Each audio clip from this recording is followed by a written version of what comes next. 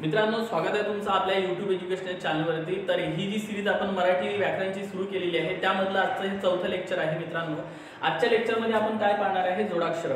याच्यामध्ये आपण जोडाक्षराच्या आधी व्यंजन म्हणजे काय, स्वर म्हणजे काय, त्यानंतर जोडाक्षर म्हणजे काय, ह्या सगळ्या गोष्टी, जोडाक्षराचे पद्धती कोणत्या आहेत, जोडाक्षराचे प्रकार कोणते आपण या टॉपिक मध्ये कव्हर करणार आहे। तर मित्रांनो, याच्यामध्ये तुम्हाला एक शब्द दिसत असेल, जोडा अक्षर म्हणजे जोडलेले अक्षर। ठीक आहे, तर अक्षर म्हणजे काय हे पण आपल्याला शिकायचं आहे। तत्पूर्वी बघा, छोट्या छोट्या कन्सेप्टकडे आपल्याला लक्ष देणं गरजेचं आहे। तर पहिली जी कन्सेप्ट आहे स्वर। तर स्वर कशाला म्हणतात, तर इथं अ आ इ ई हे जे तुम्हाला अक्षर दिसत आहे मित्रांनो, यांना स्वर असं म्हटलं जाते। तुम्हाला माहित असेल सर्वांना की नोव्हेंबर 2022 नुसार आपल्या मराठीमध्ये 52 वर्ण आहेत। एकूण वर्ण किती आहेत, 52 वर्ण आहेत। त्या 52 वर्णामध्ये लक्षात घ्या स्वर, स्वरादी, व्यंजन आणि हे लक्षात घ्या संयुक्त व्यंजन जे आहे हे समाविष्ट झालेले आहे। मग आपल्याला काय म्हणायचं आहे की स्वर म्हणजे काय, ज्यांचा उच्चार स्वतंत्रपणे होतो। ठीक आहे, ज्यांचा उच्चार स्वतंत्रपणे होतो त्याला काय म्हटले जाते, त्याला स्वर असं म्हटलं जाते। त्यानंतर व्यंजन म्हणजे काय होते, लक्षात असू द्या, व्यंजन म्हणजे ज्यांचा उच्चार स्वरांच्या सहाय्याने होतो, स्वरांच्या सहाय्याने होतो, लक्षात घ्या सहाय्याने होतो, त्याला व्यंजन असं म्हटलं जाते मित्रांनो। म्हणजे ज्यांचा उच्चार अपूर्ण असते, म्हणजे काय लक्षात आलं आपलं की स्वराचा उच्चार हा पूर्ण असते तर व्यंजनाचा उच्चार हा अपूर्ण असते। म्हणजे स्वर हे पूर्ण उच्चाराचे असतात तर व्यंजन हे अपूर्ण उच्चाराचे असतात। याच्यावरती सुद्धा आयोगाने प्रश्न विचारलेला आहे। मग आता आपल्याला हे आपण का बरं घेतलं, कारण ह्या दोन कन्सेप्टवर आपल्याला जोडाक्षरापर्यंत जाऊन पोहोचायचं आहे। तर बघा मग पुढे काय आहे मित्रांनो, हे ब हे काय आहे, एक अक्षर आहे।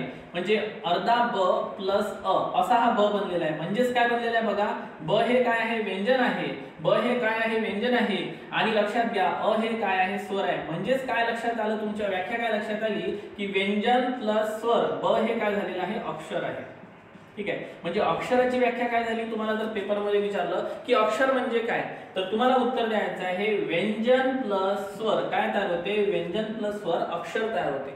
मग तुम्हाला म्हटलं क हे काय आहे, तर क हे अक्षर आहे, कारण बघा अर्धा क पुन्हा काय झालं अ, म्हणजे व्यंजन प्लस स्वर काय तयार झालं, क हे काय स्टुडंट, क हे काय आहे, अक्षर आहे। मग तुम्हाला जर कोणी विचारलं की सांगा की हे काय आहे, तर मित्रांनो की हे सुद्धा अक्षर आहे। अर्धा क प्लस आता हे मोठी ई लागणार इथं, म्हणजे पुन्हा बघा काय झालं, व्यंजन प्लस स्वर, म्हणजे व्यंजन प्लस स्वर काय होते, अक्षर। यालाच तुम्ही मग 12 अक्षरी 12 खडी असे म्हणता, क का की जे आपण पाहिलेलं आहे त्याला। ओके, तर ते हे तुमचं क्लिअर आहे। आता मित्रांनो काय महत्त्वाचं आहे, इथे एक पॉइंट लक्षात घ्या, मग व्यंजन प्लस स्वर काय तयार होते, अक्षर। मग याच्यामध्ये एक पॉइंट आणखी आहे, लक्षात घ्या, जर व्यंजन प्लस व्यंजन आणि याच्यात जर आपण काय टाकलं, लक्षात घ्या स्वर, व्यंजन प्लस स्वर, तर काय तयार होते, तेव्हा तयार होते जोडाक्षर। काय तयार होते, जोडाक्षर। उदाहरणार्थ बघा, एक शब्द घेऊ आपण, याच्यातला एक शब्द घेऊ आपण, रक्त।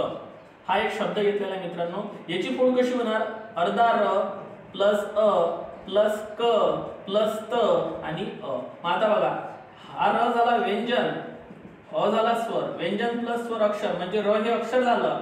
हा इथलं जे र आहे हे र आणि अ मिळून हे अक्षर झालं, आणि अर्धा क म्हणजेच काय झालं, व्यंजन, त्यानंतर अर्धा त म्हणजे काय झालं, व्यंजन, आणि अ काय झाला, स्वर, म्हणजे व्यंजन व्यंजन आणि स्वर एकत्र आले तर काय तयार होते, जोडाक्षर। म्हणजे जोडाक्षराची तुम्हाला व्याख्या कळली असेल की व्यंजन व्यंजन आणि त्यामध्ये जर स्वर मिसळलं तर त्याला म्हटलं जाते, काय म्हटलं जाते, जोडाक्षर। आता एक महत्त्वाचा पॉइंट आहे, मग तुम्ही जर म्हटलं की सर हे जर असं असलं असतं, समजा रक्त अशा पद्धतीने लिहिलं असतं आपण, तर याच्यामध्ये काय आहे, अर्धा क आणि याच्यामध्ये अर्धा त, तर याला तुम्ही जोडाक्षर नसतं म्हटलं, हे व्यंजन प्लस व्यंजन, त्याला आपण म्हटलं असतं मित्रांनो संयुक्त व्यंजन। कळला का पॉइंट तुम्हाला? म्हणजेच काय, पुन्हा एकदा सांगतो मी, बघा इथे बोर्डवर तुमच्या लक्षात येईल मित्रांनो। सुरुवातीला काय बघितलं आपण, बघा सुरुवातीला बघितलं स्वर, दुसरं बघितलं व्यंजन। ठीक आहे, त्याच्यानंतर आपण काय बघितलं, अक्षर म्हणजे काय, तर मी तुम्हाला सांगितलं अक्षर म्हणजे व्यंजन प्लस स्वर काय तयार होते, अक्षर। आणि नंतर मी तुम्हाला सांगितलं जोडाक्षर। जोडाक्षर म्हणजे काय सांगितलं मी तुम्हाला, व्यंजन व्यंजन हे जर एकत्र आले आणि त्याच्यात जर स्वर मिसळला तर काय तयार होते, जोडाक्षर।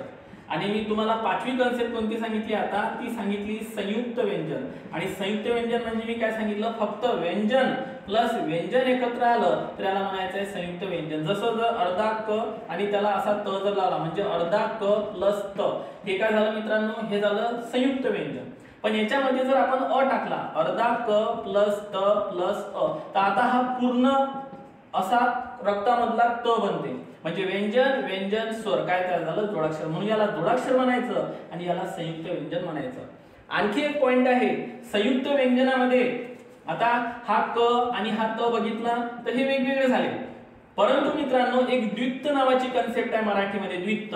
तर मग द्वित्त म्हणजे काय होते, जेव्हा आता एक शब्द घेऊ आपण हक्क, याच्यातला क ला क जो घेतलेला आहे मित्रांनो, अर्धा क प्लस अर्धा क, हे पण व्यंजन आहे, क पण व्यंजन आहे. पण व्यंजन व्यंजन एकत्र येत असेल तर त्याला आपण संयुक्त व्यंजन म्हटलं होतं. पण सारखे व्यंजन जर एकत्र येत असेल तर त्याला द्वित्त असं म्हटलं जाते. म्हणजे सारखं आलेलं अक्षर. बस एवढं तुम्हाला लक्षात ठेवायचं आहे. आणि इथं जर तुम्हाला म्हटलं संयुक्त व्यंजन म्हणजे काय, वेगवेगळे वेगवेगळे जे व्यंजन असते, वेगवेगळे व्यंजन त्याला संयुक्त व्यंजन म्हणायचं. आणि एकसारखे जर व्यंजन असेल तर त्याला द्वित्त असं म्हणायचं. ओके, तर तुमच्या काय लक्षात आलं बघा. आता मी पुन्हा एकदा सांगतो, ज्यांचा उच्चार स्वतंत्रपणे होतो त्याला स्वर म्हणतात. व्यंजन म्हणजे ज्यांचा उच्चार हा स्वतंत्रपणे होत नाही, त्याला स्वराची आवश्यकता असते, त्याला व्यंजन. पण हेच व्यंजन स्वर एकत्र आले तर अक्षर तयार होते. जोडाक्षर म्हणजे व्यंजन प्लस व्यंजन स्वर, जोडाक्षर म्हटलं जाते. त्यानंतर संयुक्त व्यंजन म्हणजे काय, व्यंजन प्लस व्यंजन संयुक्त व्यंजन, पण वेगवेगळे व्यंजन. आणि जर तुम्हाला म्हटलं की द्वित्त म्हणजे काय, व्यंजन प्लस व्यंजन पण एकसारखे व्यंजन, जसं क ला क. तर हे झाले मित्रांनो संयुक्त व्यंजनामधला द्वित्त प्रकार. म्हणजे आपण काय म्हणू शकतो बघा, सर्व द्वित्त हे संयुक्त व्यंजन असते, पण सर्व संयुक्त व्यंजन हे द्वित्त नसते. म्हणजे कसं बघा, अर्धा क ला त हे संयुक्त व्यंजन आहे आणि हे सुद्धा संयुक्त व्यंजन आहे, कळलं का तुम्हाला. पण हे संयुक्त व्यंजन याला द्वित्त म्हणून काय म्हटलं की सर्व संयुक्त व्यंजन हे द्वित्त नसतात, पण सर्व द्वित्त हे संयुक्त व्यंजन असतात. तर हा एक पॉइंट तुम्हाला इथे लक्षात ठेवायचा आहे. आणखी एक पॉइंट मी तुम्हाला इथे सांगतो, जर आपण म्हटलं की संयुक्त व्यंजनात जर स्वर मिसळले, म्हणजे याच्यामध्ये जर स्वर मिसळले, संयुक्त व्यंजनात जर स्वर मिसळले, संयुक्त व्यंजनात स्वर मिसळले तर जोडाक्षर तयार होते. किंवा ते ही म्हणू शकतात की द्वित्तमध्ये जर स्वर मिसळले तरी ते काय होते, जोडाक्षर होते. कारण शेवटी आपल्याला व्यंजन प्लस व्यंजन स्वर आलं तर शेवटी आपण इथं झालो जोडाक्षर म्हणजे. तर हा पॉइंट तुम्हाला इथं लक्षात ठेवायचा आहे, कन्सेप्ट कळली असेल. त्यानंतर मित्रांनो जोडाक्षराचे लक्षात घ्या दोन पद्धती आहेत. त्यानंतर जोडाक्षराच्या मित्रांनो दोन पद्धती आहे. उभी जोडणी म्हणजे कसं, असे एक मी उदाहरण लिहितो, हक्क. मी हक्क अशाही पद्धतीने लिहू शकतो आणि मी हक्क अशा पद्धतीने सुद्धा लिहू शकतो. म्हणजे जर व्यंजन एका खाली एक लिहिले, आपण एका खाली एक जर आपण व्यंजन लिहिले मित्रांनो, तर त्याला म्हणायचंय तुम्हाला उभी जोडणी. आणि जर व्यंजन समोरासमोर लिहिले, ठीक आहे, समोरासमोर जर लिहिले तर त्याला काय म्हणायचं मित्रांनो, त्याला म्हणायचं आपल्याला आडवी जोडणी. तर मराठीमध्ये जोडाक्षर या दोन पद्धतीने सुद्धा लिहिले जाऊ शकतात. तर हा एक पॉइंट तुम्हाला इथं लक्षात ठेवायचा आहे मित्रांनो, जो की एक्झाम मध्ये आपल्याला विचारला जाऊ शकतो. त्यानंतर पुढे बघा महत्त्वाचा पॉइंट कोणता आहे की बऱ्याचदा परीक्षेमध्ये लक्षात घ्या, मध्ये दंड असणारी व्यंजने असा एक प्रश्न येतो, मध्ये दंड असणारी व्यंजन. त्यानंतर एक होतो लक्षात घ्या, शेवटी उभा दंड असणारी व्यंजने, ठीक आहे, उभा दंड असणारी व्यंजने. त्यानंतर मित्रांनो आणखी एक पॉइंट येतो, स्वतंत्र, शेवटी स्वतंत्र उभा दंड असणारी व्यंजने. ओके, दंड असणारी व्यंजने. आणि त्यानंतर मित्रांनो आपल्याला परीक्षेमध्ये काय विचारलं जाते मध्ये सुद्धा येतात. तर मी रफली तुम्हाला इथे सांगतो, म्हणजे जेणेकरून सहसा प्रश्न विचारला जात नाही, परंतु तुम्हाला मी थोडी आयडिया देऊन देतो म्हणजे तुमचा पॉइंट क्लिअर होईल. आता काय म्हटलंय, मध्ये दंड असणारी व्यंजने. जर तुम्ही ह्या व्यंजनाच्या गटामध्ये आले स्टुडंट, ह्या व्यंजनाच्या गटामध्ये जर आले तर तुम्हाला दिसत असेल मध्ये दंड असणारी व्यंजन, याच्यात क आहे बघा, क. त्यानंतर इथं कोण दिसत आहे बघा, मध्ये दंड असणारं व्यंजन कोणतं आहे, क. त्यानंतर इथं बघा मित्रांनो क. त्यानंतर फ. फ काय झालं बघा, मध्ये दंड असणारा व्यंजन. म्हणजे दंड म्हणजे काय, सरळ सरळ तुम्ही रेषा लक्षात ठेवा, ही जी रेषा आहे याला मध्ये दंड असणारी म्हणजे मध्ये. त्यानंतर पहा काय म्हटलंय, शेवटी उभा दंड असणारी व्यंजन. मी फक्त रफली तुम्हाला सांगत आहे, शेवटी उभा दंड असणारी व्यंजने. आता पहा, शेवटी उभा दंड असणारी व्यंजने, तुम्ही म्हणाल ग आहे का सर, नाहीये, कारण ते शेवटी स्वतंत्र उभा दंड असणारी पहा ग, त्यानंतर बघा न, आणि त्यानंतर बघा श. ठीक आहे, सो गणेश जरी लक्षात ठेवलं तरी तुमच्या हे लक्षात येऊन जाते. म्हणजे हे शेवटी उभा दंड असणारी व्यंजन आहे, पण कसे आहे, स्वतंत्र. बघा स्वतंत्र हा शब्द महत्वाचा आहे. पण शेवटी उभा दंड असणारी व्यंजने म्हटली तर ती भरपूर आहे, जसं की ख आहे मित्रांनो, ठीक आहे, ख आहे. त्याच्यानंतर बघा घ आहे, या पद्धतीने. ओके, सो असे भरपूर तुम्हाला इथं बघायला मिळेल. प भेटेल, त भेटेल, थ भेटेल, ध भेटेल, त्यानंतर भ भेटेल, या पद्धतीने. मित्रांनो. पण शेवटी स्वतंत्र उभा दंड असणारी म्हटलं तर ते आहे ग न श. या पद्धतीने लक्षात ठेवायचं आहे. आणि त्याच्यानंतर बघा अजून काही पॉइंट्स आहे, भरपूर आहे, पण आपल्याला ते करण्याची काही आवश्यकता नाही. तुम्हाला रफली एक आयडिया आली पाहिजे म्हणून मी घेतलेला आहे. ठीक आहे. एक आहे अर्धा दंड असणारी व्यंजने. ठीक आहे, असणारी व्यंजने. ठीक आहे. मग ते अर्धे होऊ शकणारी, अर्धे होऊ न शकणारी असे त्याचे प्रकार पडतात, पण ते घेण्याची आवश्यकता नाही. मग अर्धा दंड कोणतं बघा, हे बघा, हे अर्धा दंड. त्यानंतर बघा ल येते याच्यामध्ये. त्यानंतर बघा मित्रांनो हा ल येते, तर याला म्हटलं जाते अर्धा दंड असणारी व्यंजने. ठीक आहे. तर या पद्धतीने तुम्हाला लक्षात ठेवायचं आहे. आणि सगळ्यात महत्त्वाचा एक पॉइंट आहे याच्यामध्ये, दंड नसणारं मराठीमध्ये व्यंजन कोणतं आहे, तर दंड नसणारं मराठीमध्ये एकमेव व्यंजन आहे र.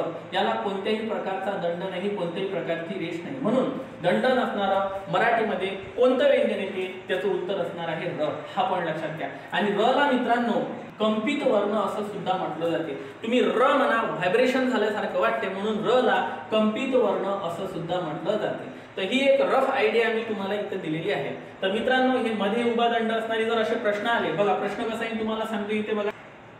मध्ये दंड असणारे व्यंजन, त्यानंतर बघा शेवटी उभा दंड असणारे व्यंजन, त्यानंतर तुम्हाला मित्रांनो अर्धा दंड असणारी व्यंजन, आणि एक तुम्हाला दंड नसणारे व्यंजन.